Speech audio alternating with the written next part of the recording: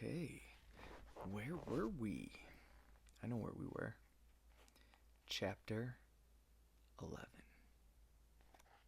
Nick watched impatiently as they uploaded his brand new car. Nick watched impatiently as they unloaded his brand new car off of a flatbed in front of his house. It felt to him like they were moving so slow, he just wanted to be able to drive it already. When the car was down, Nick signed a sheet of paper and received the keys. He wanted to jump in the air and pump his fist, but settled for thanking the flatbed driver. As the man drove off, Nick walked up and ran his fingers over the dark paint. He couldn't help but observe the vehicle's resemblance to the Batmobile. With its sleek lines and edgy shape, Nick's reflection shimmering back at him, he debated laying on it just to hug it. Only the fear of leaving a scratch stopped him. When Nick grabbed the door handle, the door lifted straight into the air and he was struck with the scent of a new car. He breathed it in as he climbed into the driver's seat and closed the door behind him. The interior went dark. Then a moment later, lines in the interior began to glow, casting a faint red light. Nick pressed one finger on the ignition and the engine came roaring to life. It revved dangerously high, as though Nick's foot were on the gas, and for a moment he began to panic that something was wrong. Then the engine settled, and then the engine settled into an idle, and he was able to relax. Nick put the car into first gear, only to have it lurch forward and stall a moment later. He restarted it and tried again, pulling on his knowledge from a manual four-wheeler he had growing up. Nick pressed the gas and eased off the clutch. The engine revved higher than it probably should have, but it worked nonetheless. He could feel the power under him as the car moved. His breathing increased, and he thought he might be getting dizzy. He had to remind himself to relax. Second gear shifted easier than first, and the shifter only ground slightly going into third. There were still 3 gears to go, and the vehicle was already speeding. Nick had to slow down, though all he wanted to do was see how fast it could go. He didn't wander too far from the house. For one, he wasn't comfortable with the manual yet, and another, he was expecting a shipment of new computer equipment. Thus, he drove in circles for nearly an hour, until he spotted a car in the driveway. It looked like Daisy's car. Nick parked and went inside to investigate. She stood in his living room and turned sharply when he came through the front door. "Oh," she said, "there you are." "What's up?" asked Nick. "I was just passing through. Thought I would come hang out for a bit." This confused Nick, as Daisy had never come over without his prompting. Perhaps she was growing more acquainted, and this was normal for her. "Cool," he said. "Want to check out my new car?" "Maybe in a minute," she said, sounding more awkward than usual.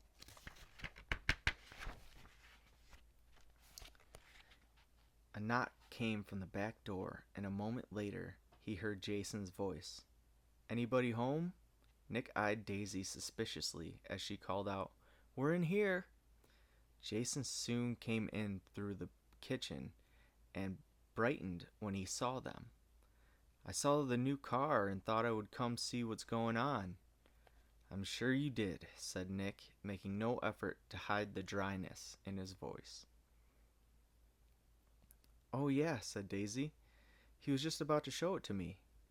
Right, said Nick. As he led them out to the car, he kept his head on a swivel. If anyone saw the two of them together, it would only bring trouble. Jason let out a whistle as they reached the car. Now that's what I'm talking about.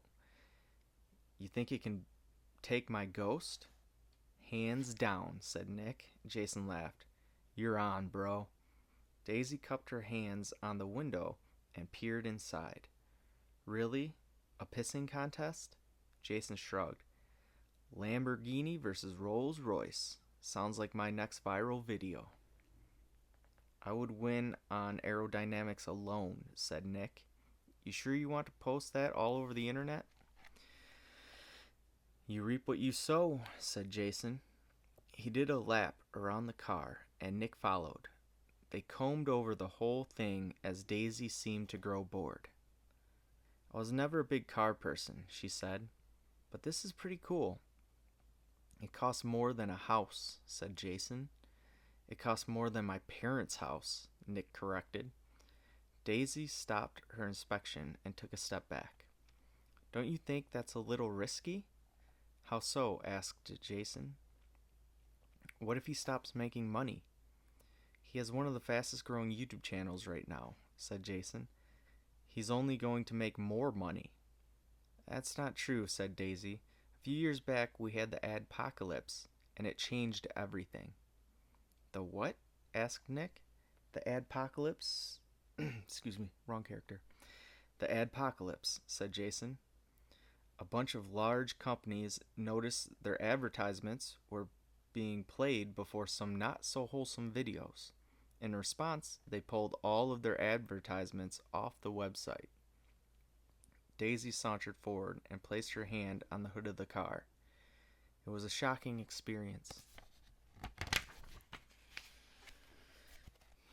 3/4 of my income disappeared within a week. I was able to struggle through, but some lost everything. A lot of people quit YouTube altogether, said Jason. Some were even names you might recognize. As they spoke, a weight began to grow in Nick's stomach. He could cover the car's expenses just fine, but not if YouTube stopped paying. Jason must have seen him going pale because he said, Relax, that's not going to happen. When Nick didn't change his expression, he added, And even if it does, I have sponsors willing to pay us 10 times the YouTube monetization rate. You do? Asked Nick, feeling a little bit of that weight lift. Hell yeah, bro. I plug at least one in every video. Haven't you been paying attention? I guess, said Nick, but I didn't know they paid that much. Jason crossed his arms, a look of bewilderment coming over his face. You really didn't know this? When you have a sponsor, you get to negotiate with the company directly. They pay more to have their product placed in front of a specifically tailored audience. It's better for them than some random blanket advertisement campaign. And on top of that, they pay us directly, which means we get YouTube's cut of the money too.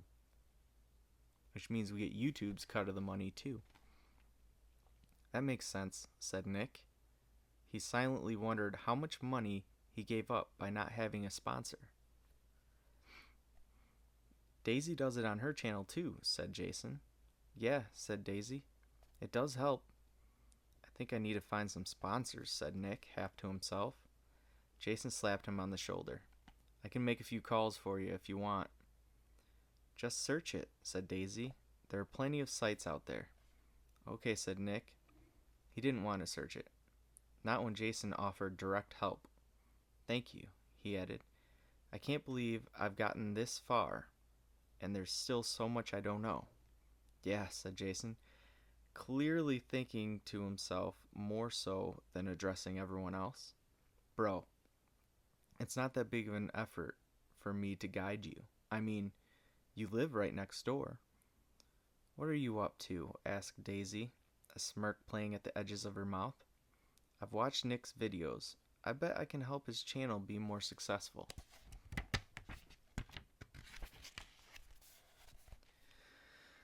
I think it's been pretty successful, said Nick, gesturing to his new car. Jason crossed his arms.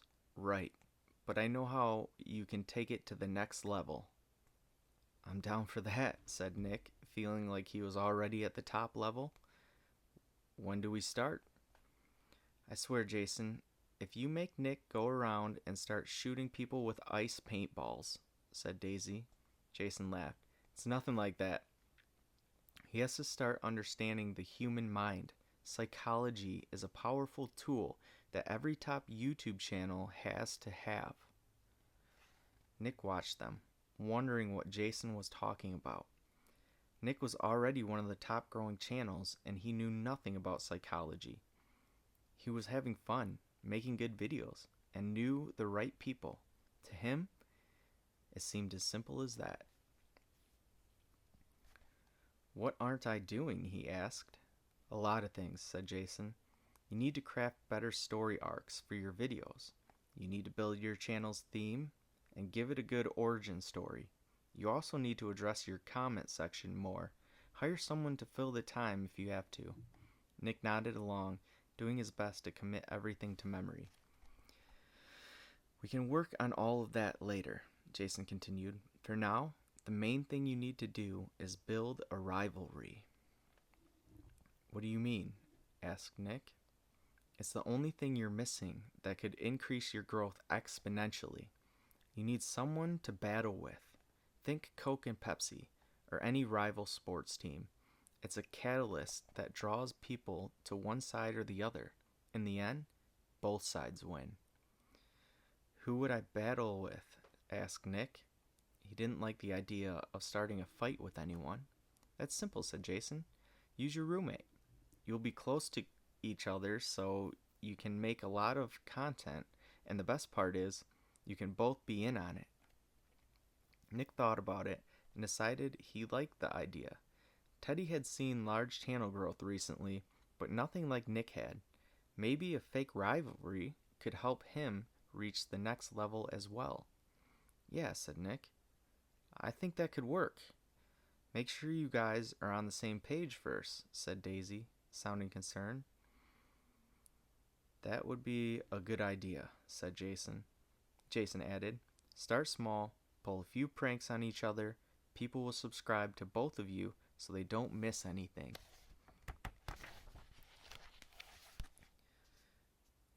This sparked a few ideas in Nick's mind. He could set up a few prank traps before Teddy even got home. The video would be up by the morning.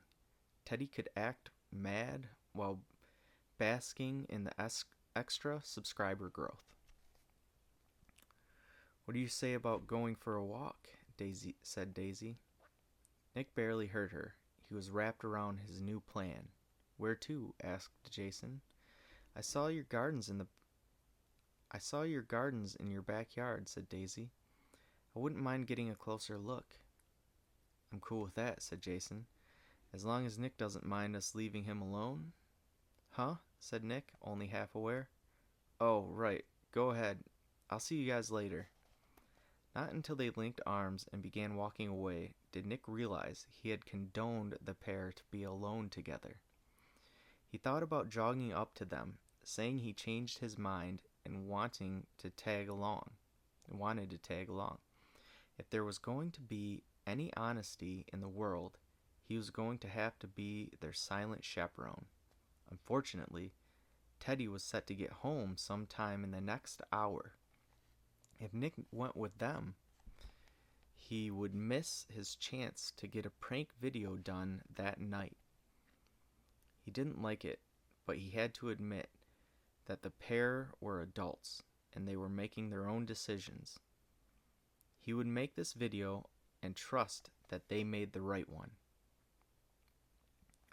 With that decision made, Nick went around the house and collected all the cameras he could find. Fortunately, he had been upgrading a lot with the growth of his channel and found 6. 3 GoPros, 2 professional cameras, and 1 cell phone. it would be more than enough to capture all the angles on the pranks he planned.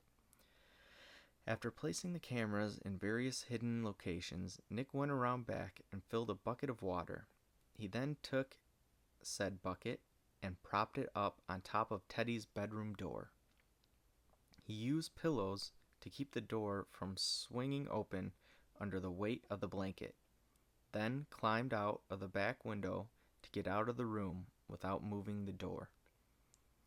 For phase 2 of the prank, Nick pulled a bottle of chocolate syrup out of the fridge and lathered a thick coat of it all over Teddy's bathroom towel. He recorded himself doing these things, planning to use the footage as his opening for the video. As a last step, he hung the towel back up, folding it in a way to hide all the parts covered in syrup. And then he waited. Teddy gave him a rough idea of when he would be home before leaving that morning to go surfing. According to the clock, it was getting close. While he waited, Nick went through the trending page on YouTube. He scrolled through videos, seeing what people were watching and what other creators were finding success. And how other creators were finding success. He tallied their views and how many ads they put on a video, trying to judge how much they were making. All the while, he kept his phone plugged into the wall to make sure the battery stayed full when Teddy got there. It took another half hour before Teddy finally did show up. The moment Nick heard his car pull in the driveway, he ran around the house, turning on all the cameras. This left him just enough time to turn on his phone's camera and meet Teddy as he stepped out of the car. Teddy eyed the camera with suspicion, but didn't ask. With their YouTube lifestyle, he knew better. "Are we having a party?" "No," said Nick. "Why is Daisy's car here and a Lamborghini out front?" Nick made a mental note to edit out Daisy's name. He didn't care to have anyone know she ever came over to his house. "Because I bought a Lamborghini," he said. Teddy froze to take another look at the car. "No way. Dude, no." Nick pulled the keys from his pocket and held them aloft between them. "Way." Teddy rushed over to the car and squatted down to be on the car's level. "This is your car, dude." "That's my car," Nick agreed. "Change your clothes and let's take it for a spin." "What?" asked Teddy. "Let's just go now." "No, you're not getting on my seats with your bathing suit. They're dry." "You've been swimming in the ocean all day," said Nick. "They're probably covered in salt." Teddy glanced back and forth from the car to Nick before finally relenting. "Okay, fine," he said, and made a move for the house. Nick followed close behind with his camera still rolling.